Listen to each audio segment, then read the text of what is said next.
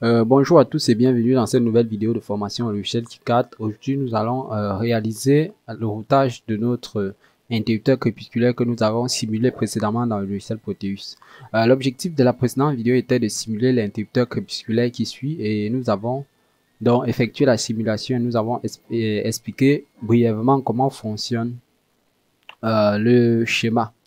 Donc, hum, l'explication étant désormais terminée, je vous invite à regarder la vidéo bien sûr. Nous allons donc réaliser aujourd'hui, à partir de ce schéma-ci, c'est mieux, oui. Nous allons réaliser aujourd'hui le routage de cet interrupteur crépusculaire. Donc déjà, sans plus tarder, nous nous rendons dans le logiciel KiCad. Si vous êtes nouveau dans le logiciel KiCad, déjà, c'est un logiciel qui permet de faire des routages. L'avantage de ce logiciel, c'est qu'il est plus flexible et qu'il offre légèrement plus de possibilités que le logiciel Proteus, vu qu'il ne s'occupe que du routage. Et il y a plusieurs tests de règles électriques et de normes électriques ici qui sont très sympas. Et la 3D dans le logiciel KiCad est très important pour la formation que nous allons lancer très bientôt sur la modélisation des boîtiers pour les différentes alimentations que nous avons déjà eu à réaliser. Donc sans plus tarder, commençons donc dans le logiciel KiCad. Pour ajouter un nouveau composant, vous cliquez sur l'onglet ajouter un composant. Et là, nous allons d'abord ajouter l'interrupteur crépusculaire qui est LDR, oui, je pense. Oui, c'est bien son symbole ici. LDR, ouais, on va prendre le 3 que nous allons placer ici. Nous allons prendre aussi une résistance R.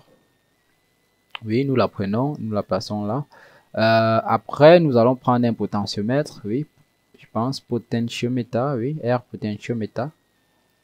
Ouais, on va le placer là. Et les transistors, nous avons le BC108, oui.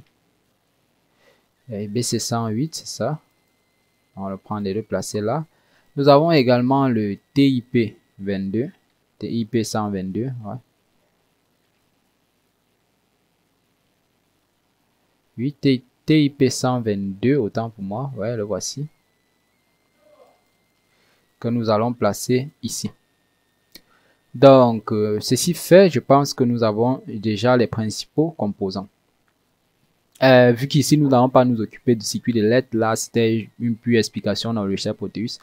Voici donc le circuit qui nous intéresse. Donc, si nous faisons ça, ouais. Voici le circuit qui nous intéresse. Donc, nous commençons d'abord par placer le potentiomètre et cette résistance. Nous les alignons comme dans le schéma, ouais, comme à l'accoutumée. Nous allons déjà les aligner. Donc, nous pouvons appeler celui-ci potentiomètre. Je pense que c'était la valeur, c'était 470 kg, ouais. Résistance 180 si j'ai bonne mémoire, 180 kg, ouais. Et la LED LDR3, nous allons l'appeler capteur inter. Non, laissons-la comme telle quelle. C'est une photo résistance, ouais. CTRL Z, ouais. Donc, là, nous avons déjà placé ces trois premiers composants. Nous allons placer les deux transistors également, qui sont tous deux des BC 108, CTRL CV, ouais. Nous les plaçons. Nous allons regarder là. Nous allons placer ces résistances-ci, les 4 kg 7 et les 10 kg, ouais. CTRL CV, oui. 4 kg 7. Ouais. CTRL V, 10 kg. Bon, là, nous pouvons changer dans les valeurs, ouais. Donc, là, nous avons 4 kg 7. Ouais. Là, nous avons 10 kg. Ok. Donc, ceci fait, nous allons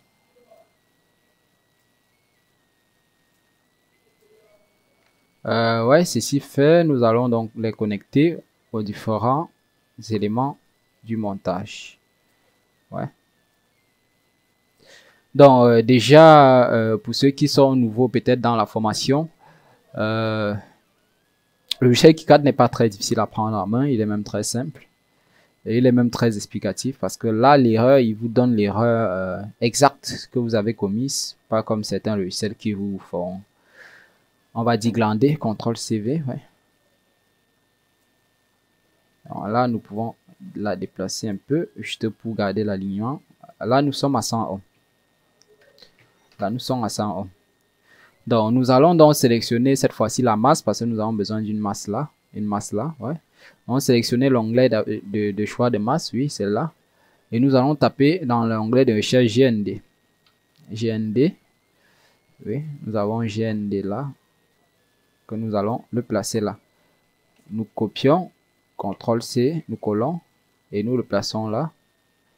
Copions, collons, et pense qu'il y en aura encore un, peut-être quelque part là, CTRL-V, quelque part là, pour gagner en temps. Donc, là, si on revient ici, nous avons donc une résistance ici de 220 kg qui entre par la base du transistor TIP 122. Résistance... non.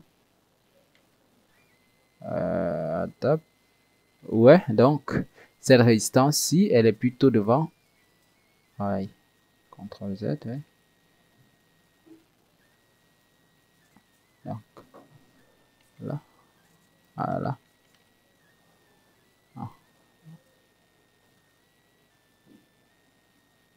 Alors là, c'est ça. Là, nous pouvons la brancher convenablement. Donc, ceci fait, nous allons connecter la résistance de 122 kg, CTRL-CV, et nous la faisons roter. Là. Donc, quelqu'un qui a suivi la formation qui cadre depuis le début doit savoir que à ce niveau, il doit être déjà très avancé dans la conception de circuits avec KiCad. Donc là, nous pouvons déplacer celui-ci, cet élément-ci comme ça, et déplacer celui-ci comme ça. Donc là, c'est R combien nous allons le placer là. Quoi, c'est 220 kg, ouais. 220 kg. Non, il ne part pas de là.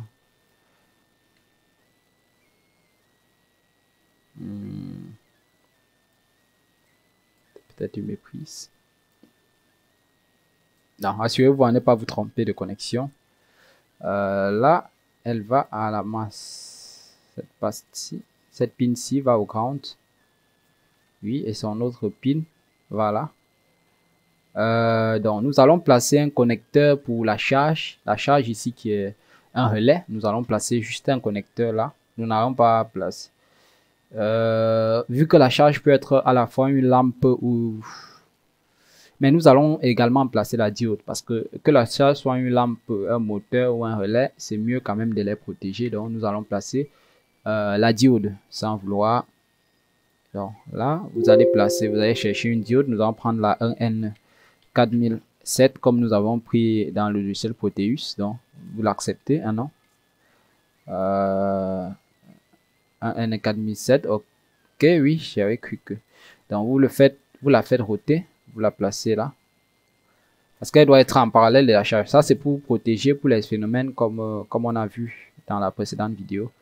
Il y a des phénomènes d'accumulation d'énergie, que ce soit dans l'inductance du relais ou que ce soit dans l'inductance d'un moteur qui aurait pu être branché ici pour être commandé.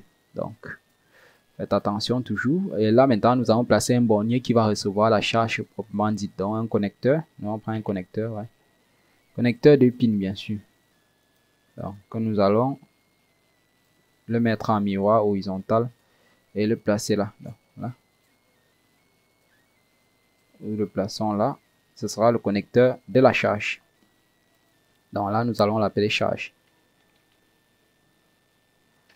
Donc, ceci étant fait, il ne nous manque plus qu'à connecter. Il ne manque plus qu'à connecter l'alimentation. L'alimentation qui sera elle aussi également un connecteur parce que nous avons déjà fait plusieurs vidéos sur comment réaliser une alimentation, qu'elle soit symétrique, qu'elle soit à découpage, qu'elle soit linéaire et quel que soit le seuil de tension. Donc, allez les regarder et voyez comment vous pouvez réaliser une alimentation qui pourra vous délivrer ici, c'est 12 volts, oui, qui pourra vous délivrer 12 volts. Ici, nous allons utiliser un connecteur pour gagner en temps, ouais, connecteur comme, non. Ah non. Nous pouvons copier, coller ce connecteur-ci. Copier-coller, ouais. Nous pouvons l'orienter en horizontal comme ça. Une charge, oui. Une charge qui aura pour rôle de...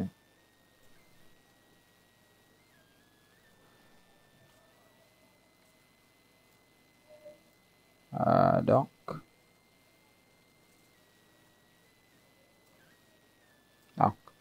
pouvons placer notre charge comme ceci. Charge qui viendra à, non, pas la charge, alimentation. Alimentation. Et avec ceci, nous avons donc terminé notre montage. Non, pas encore, je n'ai pas connecté ça. Oui, là, on peut dire qu'on a terminé. Donc, ayant terminé notre montage, ce que nous allons faire cette fois-ci, c'est vérifier les valeurs des composants. 4 kg, 7, 10 kg, 470 kg, ouais, 180 kg, oui. 220 kg, oui, 100 ohms, oui également. Donc, vous vérifiez toujours les valeurs de vos composants. Et maintenant, vu que notre alimentation ici est alimentée en VCC, nous pouvons l'indiquer ici. Nous pouvons indiquer un potentiel ici qui sera VCC. Oui, nous le prenons là, que nous allons placer ici.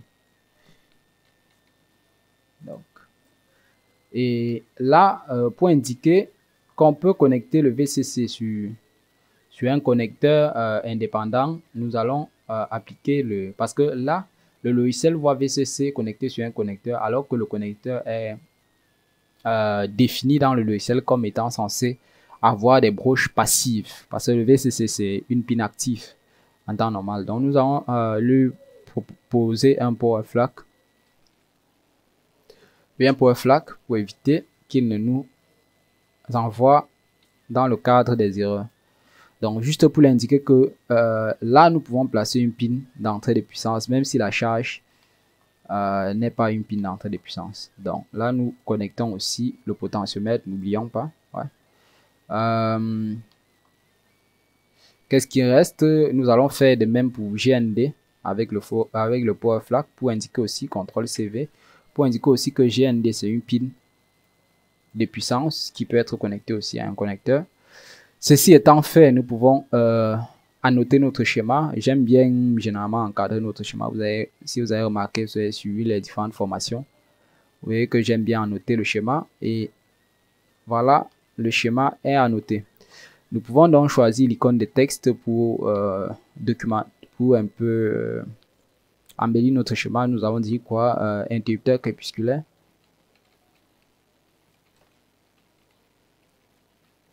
Oui. Interrupteur crépusculaire que nous allons accepter là et le placer ici. Donc, ceci étant fait, je vous répète toujours dans nos vidéos que ce n'est pas à vous de numéroter les composants, le logiciel le fait automatiquement. Donc là, il y a un onglet ici pour la numérotation automatique, initialiser la référence des composants pour les numéroter automatiquement. Là, il ne voit aucune erreur, aucun avertissement.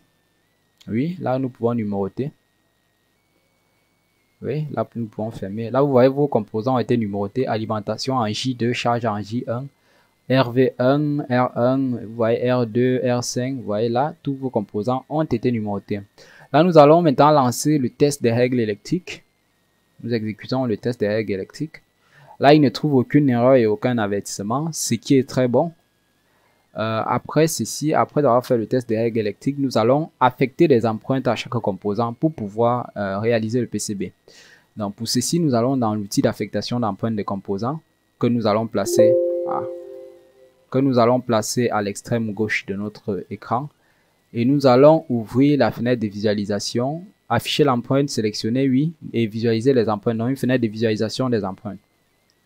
Déjà, la diode 1N4007, le logiciel nous a déjà fourni son empreinte. Oui. La charge, non. L'alimentation, non. Vu que ce sont des connecteurs, nous pouvons choisir. Nous aimons bien utiliser les connecteurs JST parce qu'ils sont très adaptés pour. On va prendre les JST à 2 entrées, oui. Vous pouvez visualiser votre connecteur choisi, par exemple le connecteur JST. Vous revenez là, vous cliquez sur connecteur JST, vous cliquez là. Pourquoi n'affiche-t-il pas? On visualise là. Ah non. Donc, là, le connecteur JST, oui, le voilà qui affiche. Vous pouvez le visualiser en 3D pour voir à quoi il ressemble. Vous voyez là, le connecteur est Oui, il est satisfaisant. C'est un très bon connecteur. Et là, nous pouvons utiliser ça comme connecteur de charge ou comme connecteur d'alimentation. Ça ne dérange pas. Donc, là, nous choisissons donc ce connecteur que nous copions, CTRL-C et CTRL-V, oui, que nous copions, collons. Là, il y a les résistances, cette fois-ci, R1.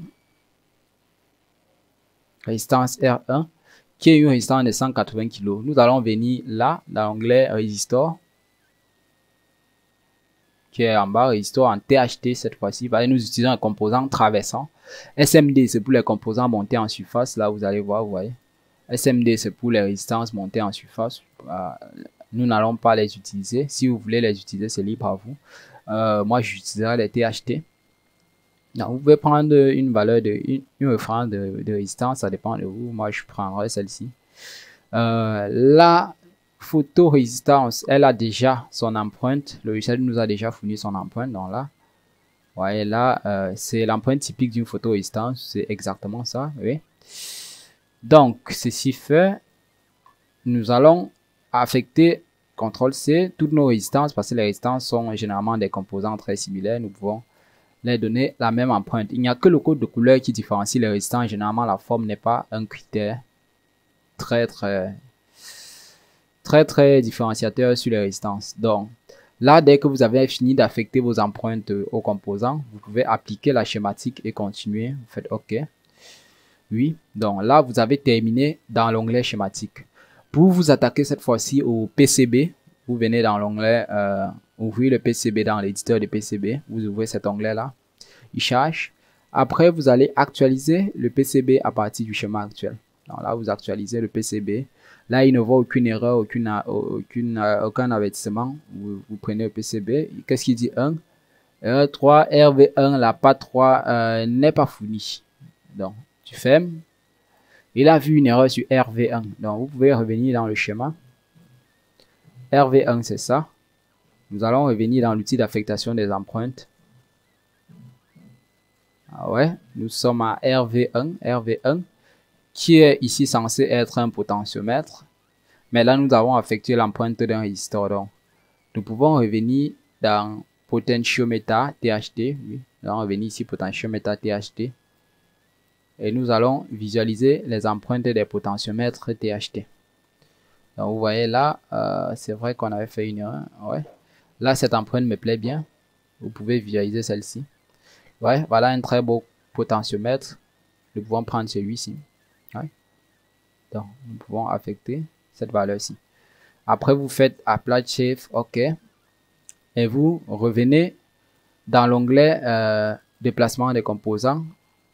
Et où est notre RV1? Si vous regardez, voici RV1 ici. Le voici. Donc, nous pouvons actualiser le PCB et RV1, close, oui. Et vous voyez que RV1, son empreinte a changé. Donc, étant arrivé jusqu'ici, nous pouvons commencer à placer nos composants. Nous pouvons placer nos composants comme sur notre schéma déjà pour commencer. Et le placement des composants, ne vous inquiétez pas des pins VCC, GND ou quoi que ce soit.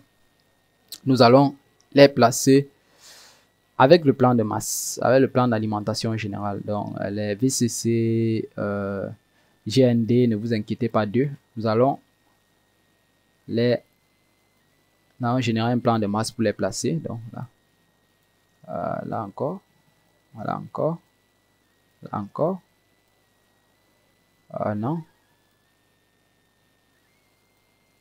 Non, là. Nous faisons comme ça. Nous faisons encore comme ça. Nous allons revenir là. Nous allons placer celui-ci dans ce sens-ci. Ouais. Donc, je dis, vous ne vous inquiétez pas. Ne touchez pas les VCC. Il vous ferait perdre du temps pour rien. Là, nous allons placer notre détecteur. Où est-ce qu'on peut bien le placer? Nous pouvons le placer ici. Pourquoi pas?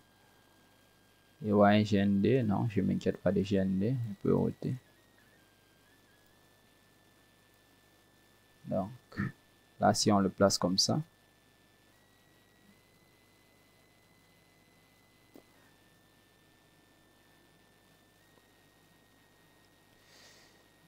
Là, si on le place comme ça, je pense que Ouais, ça devrait aller. Nous prenons le transistor. Ouais. Que nous plaçons ici. Transistor, je sais pas. Ouais. Comme ça, peut-être.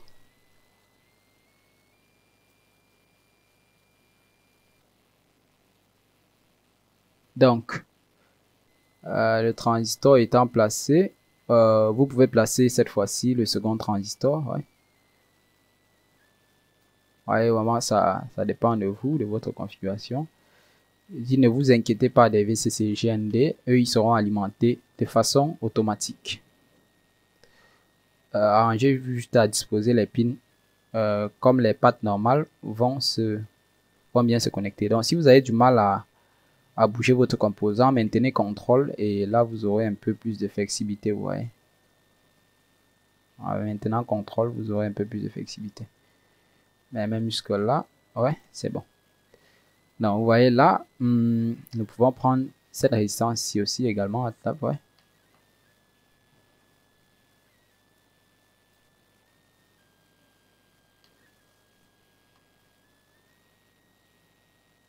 Donc là, nous pouvons la faire ôter comme ça. Ôter comme ça. Ouais, et la placer comme ceci. Oui, parce qu'on ne s'inquiète pas des VCC. Nous nous intéressons à la partie, ouais.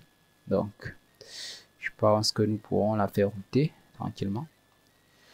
Donc, après, pour la diode, non, nous allons passer d'abord à la résistance R4 que nous allons placer ici. Non, non, on ne s'inquiète pas des VCC. Oui, nous pouvons la placer comme ça. Ouais, VCC, on ne s'inquiète pas de lui, il ne nous gêne pas. R6, nous allons la placer ici. Nous allons la placer ici et la faire ôter comme ceci. Ah non, dans le mauvais sens, ouais, nous la faisons ôter comme ceci. Oui. Après, nous allons placer ce transistor-ci. Vu que c'est un transistor qui est prévu pour être dissipé, nous allons le faire ôter dans ce sens-là. Donc, ouais. Non, est-ce que c'était bon dans ce sens-ci? Non, ça aurait peut-être été mieux dans ce sens-ci. Oui. Pour le placer ainsi, vu qu'on ne s'inquiète pas de VCC ou de GND. Ouais. On peut le faire ôter comme ça.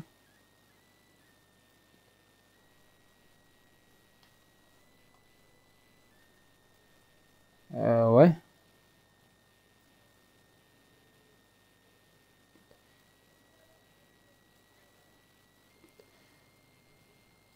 Donc, ceci étant terminé, nous pouvons placer donc la diode ici. Ouais. Plaçons cette diode ici.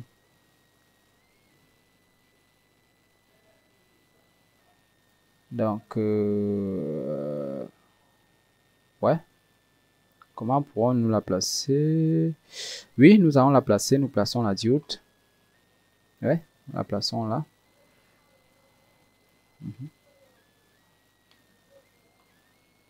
Ouais, nous pouvons même intervertir les places des diodes et des résistances. Nous plaçons plutôt la diode là. Ça, c'est pour éviter le croisement qui était en train de se faire. Donc, toujours placer vos composants de façon intelligente. Donc, allez voir. Voilà. La diode pourra se connecter là. Cette-ci là. GND, VCC, on les regarde même pas. Donc, Alt Tab. Là, nous avons le connecteur de charge cette fois-ci. Connecteur de charge, oui. R5, quelle est-elle? Oui, R5, R5, R5. BC108, oui, R5, R5. Le voici. On aurait dû le connecter ici depuis longtemps. Y aura-t-il moyen? Y aura-t-il moyen? Je ne vois pas trop.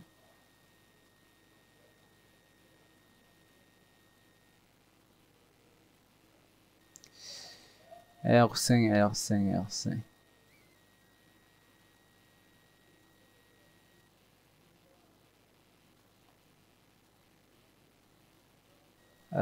Oui, nous pouvons la connecter.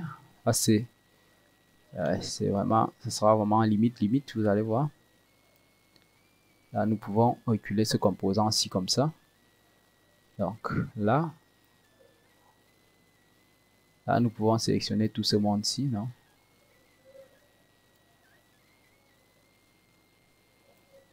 Non, si nous sélectionnons tout, non? Ouais, ouais, tout ce monde-ci. Donc, là, nous pouvons venir placer R5. Ah non, pas encore. C'était un peu tôt.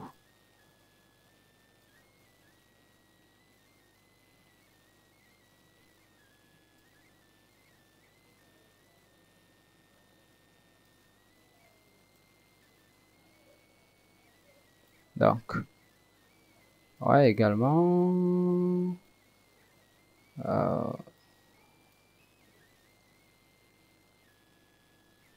Non, pas toujours. Donc,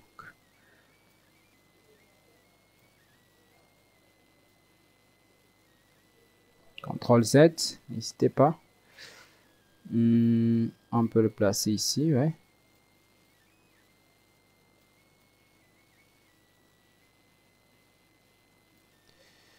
R5 peut être placé là, vu qu'on ne s'inquiète pas de GND ni de VCC.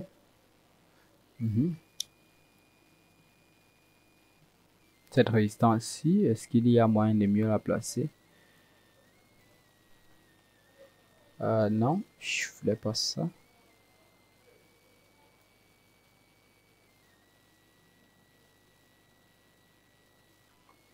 Donc, c'est pour être un peu plus cohérent.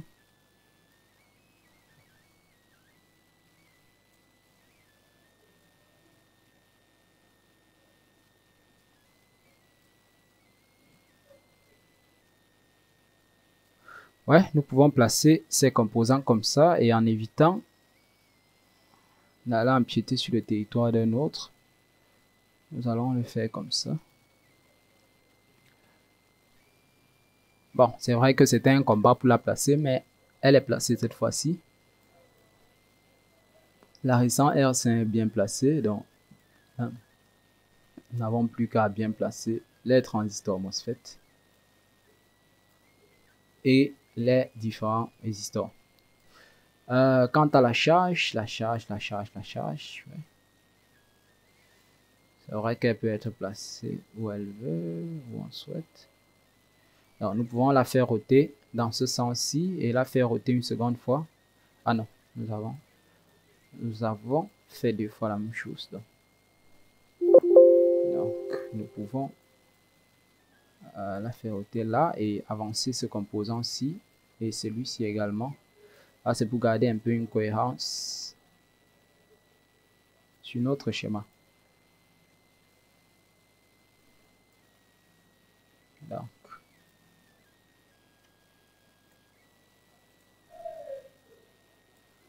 Donc, ceci étant fait, nous avons besoin de placer cette fois-ci le bornier d'alimentation qui est le plus facile à placer.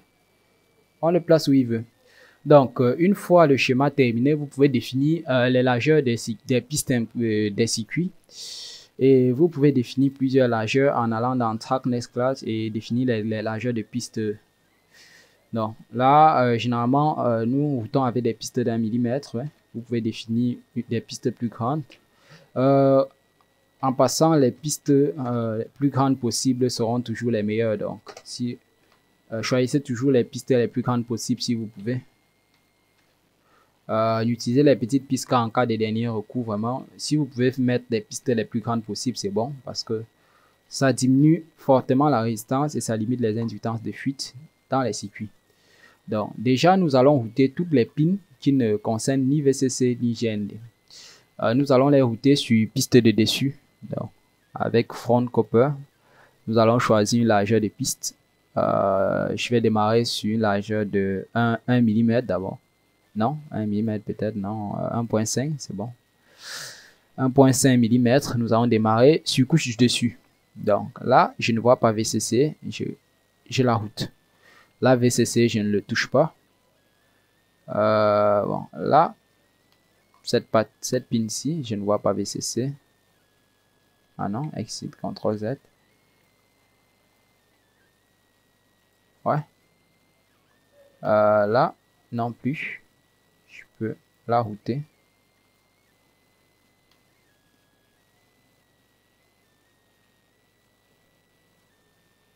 Donc, cette pin-ci, je peux la router comme ceci. Vu qu'elle n'est ni connectée à VCC ni connectée à GND, je peux la router tranquillement, sans trop avoir de problème.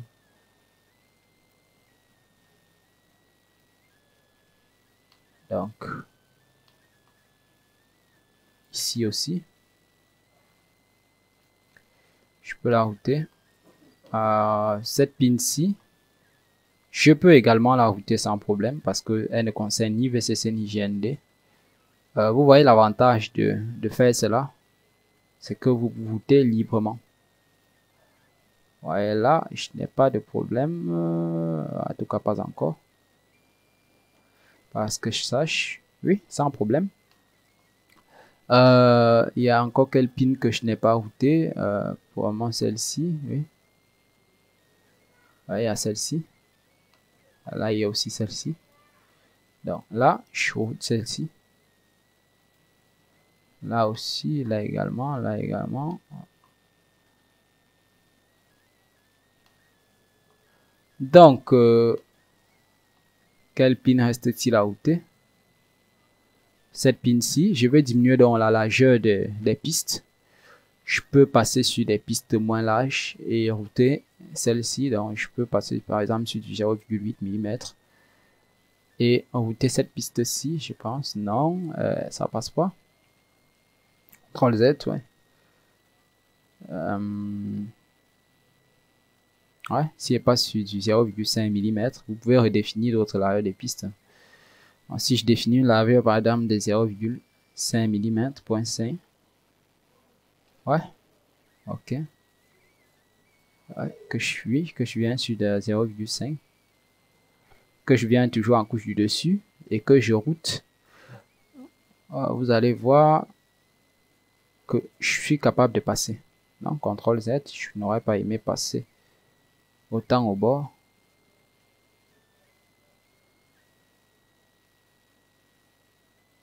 Voilà, donc. Ouais, là, c'est un peu mieux. Donc, vous voyez, j'ai quand même pu la router. Donc, quelle piste me reste-t-il à connecter? Celle-ci. Je n'aimerais pas contourner comme ça pour aller chercher cette pin-ci. C'est un peu long. Je peux passer sur la piste du dessous. Donc, je passe sur la piste du dessous. Et je me remets en largeur de 1,5 mm généralement. Ouais.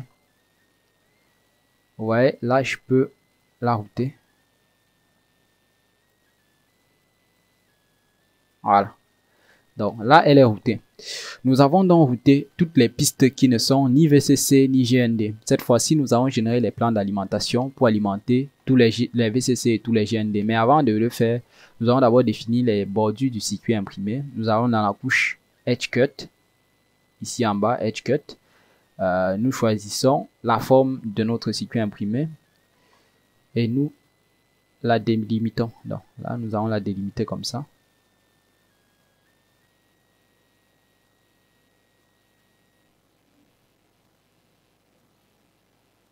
Nous allons la délimiter comme ceci, ouais.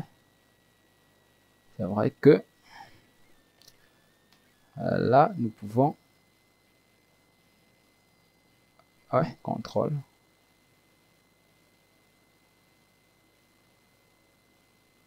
Oui, c'est donc là, nous avons délimité les contours de notre circuit imprimé. Nous revenons en couche du dessus.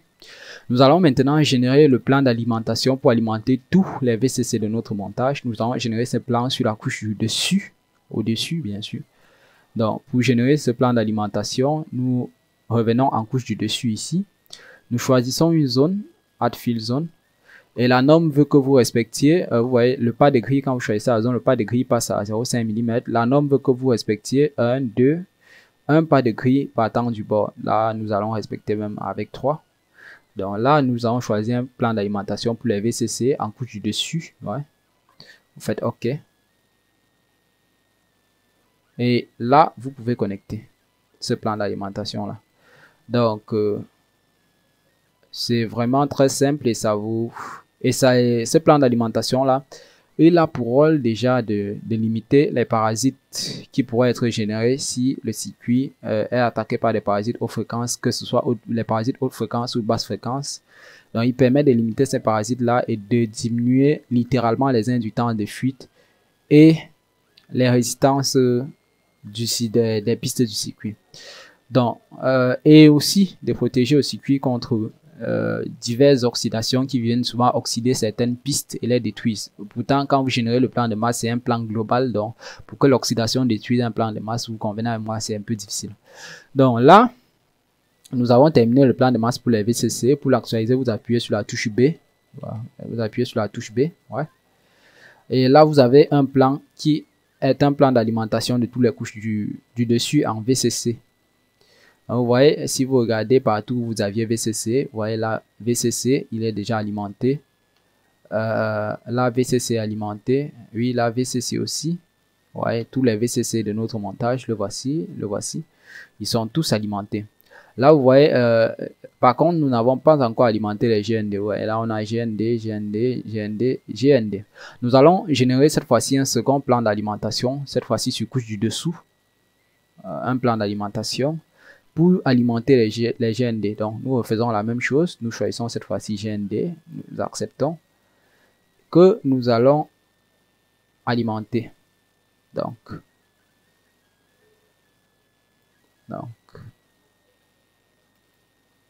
Donc, ayant fini, nous pouvons actualiser ce PCB en appuyant sur B. Vous voyez là, le plan d'alimentation des couches du dessous est tracé. Hein.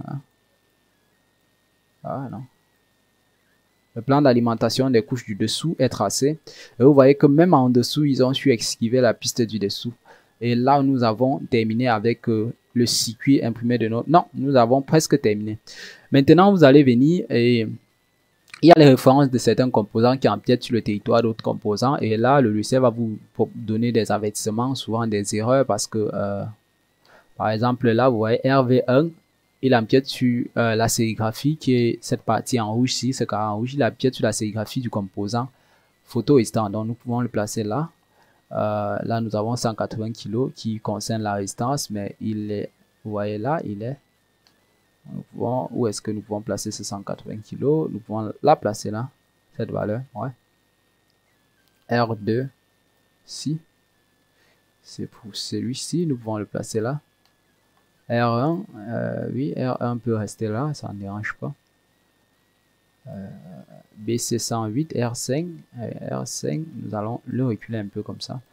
Q1, nous allons le sélectionner et le placer ici.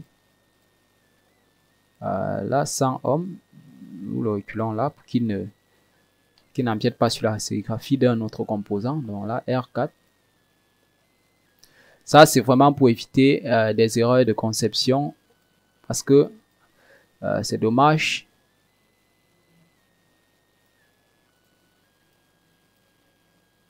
C'est dommage de concevoir un circuit imprimé et qu'après, vous ne sachiez pas où poser quoi, quelle résistance, où placer quelle résistance, ou je sais pas quoi, ou que l'endroit de placement d'une résistance soit tombé pile poil au niveau de l'endroit où on devait délimiter les bordures d'un autre composant. Donc, ce serait vraiment dommage. Donc là, Q3. Ah non. La Q3, je sélectionne, je le place là, c'est mieux. La résistance de 10 kg ici. Vous allez venir la placer là. Ouais, c'est mieux.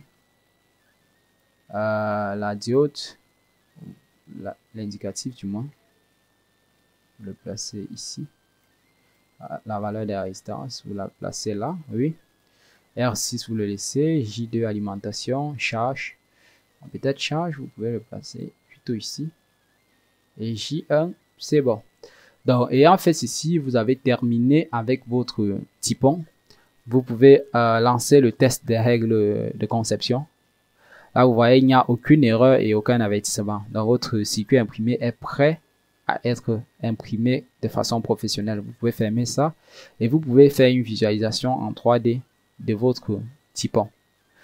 Ah, là, on voit déjà une petite erreur. Vous voyez, là, ce composant-ci est tourné vers l'intérieur du circuit. Donc, le placer un dissipateur sera une tâche vraiment compliquée. Donc, nous pouvons revenir sur notre circuit, nous pouvons le changer, nous pouvons changer sa position, pourquoi pas.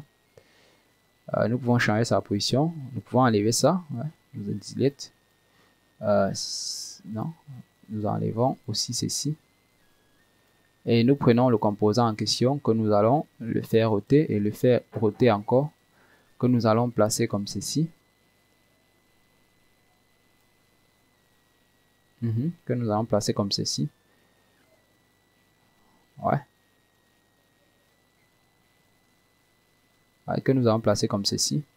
Nous allons déplacer le Q3 là, ouais. Déplacer son indicatif ici.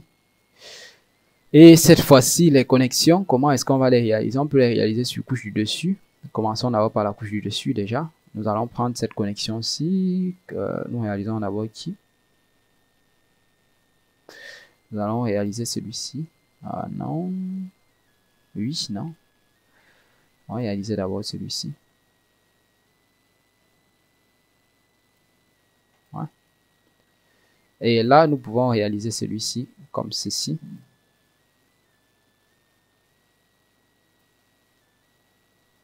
Et même toujours en couche du dessus. Donc, ceci étant donc terminé, vous pouvez appuyer, ouais, là, vous pouvez faire un échappe, vous enlevez ce point-ci. Et là, vous appuyez sur la touche B pour réactualiser. Et là, le plan de masse du haut est généré normalement, et comme celui du bas aussi. Tout est revenu à l'ordre et vous pouvez réexécuter même le DRC. 0 erreur, oui. Donc, on ferme et on repart visualiser en 3D. Donc là, vous voyez, notre composant est parfaitement placé et il peut accueillir donc un dissipateur. Donc, merci à tous d'avoir regardé la vidéo jusqu'à la fin. Abonnez-vous, likez et laissez des commentaires. À très bientôt.